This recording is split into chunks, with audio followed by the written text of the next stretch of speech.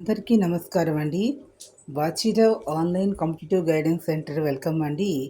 ఈరోజు కాంపిటేటివ్ గైడెన్స్కి సంబంధించిన విషయాన్ని తీసుకున్నట్లయితే అందరూ కూడా ఏదో గవర్నమెంట్ జాబ్స్ అంటే చాలా గొప్ప అని చిన్నప్పటి నుంచి ఒక అలవాటు 10 to 5 అని ఇలా అనుకుంటూ ఉంటారు.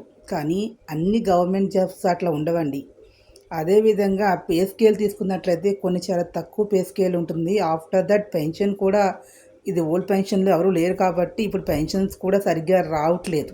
సో, ఇప్పుడున్న సిస్టమ్ ప్రకారంగా ఆఫ్టర్ రిటైర్మెంట్ తర్వాత చాలా తక్కువ పెన్షన్ అనేది వస్తుంది కాబట్టి అప్పుడున్న ఖర్చులకి వాళ్ళు జీవించడం అనేది చాలా చాలా కష్టమవుతుంది. కాబట్టి కేవలము అంటే వాళ్ళకి టెక్నాలజీ తెలిసుండి టెక్నికల్‌గా స్కిల్స్ అవి ఉన్నట్లయితే ఈవెన్ మేనేజ్మెంట్ వాళ్ళకి కానీ, టెక్నాలజీ వాళ్ళకి కానీ ప్రైవేట్ సెక్టార్‌లో కూడా మంచి మంచి జాబ్స్ ఉన్నాయి.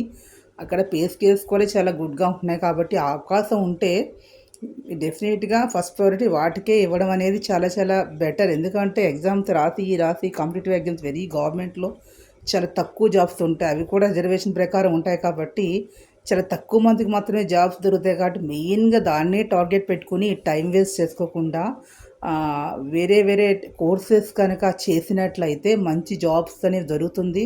మంచి ఇన్‌కమ్ అనేది ఉంటుంది కాబట్టి ఆ రకంగా అంటే పూర్వకాలం ఉన్న సిస్టమ్ నుంచి బయటికి వచ్చి ఆలోచించండి.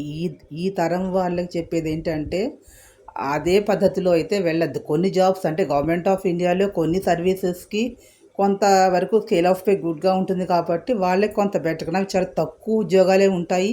దానికి సంబంధించిన క్వాలిఫికేషన్స్ అనేవి కూడా చాలా హై లెవెల్‌లో ఎక్కువగా ఉంటాయి. కొన్ని స్పెషల్ స్కిల్స్ అలా ఉన్న వాళ్ళకి.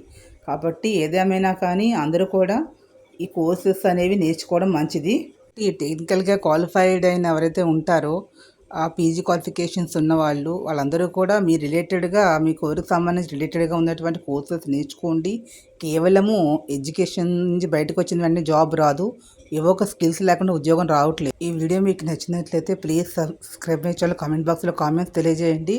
ఎవరికైనా ఎస్ఎస్‌సి, సీఎస్‌సి మీద సెంట్రల్ సర్వీస్ మీద ఇంట్రెస్ట్ ఉన్న వాళ్ళకి కరెంట్ అఫైర్స్ నెక్స్ట్ వీడియోలో చెప్తాను చదవాలి. లైక్ ఇచ్చి ఎంకరేజ్ చేసినట్లయితే కరెంట్ అఫైర్స్ అనేది ఎలా చదవాలి, ఎలా డివైడ్ చేసుకోవాలి అనేది నేను క్లియర్‌గా 2, 3 వీడియోస్‌లో చెప్తాను. Thank you to all.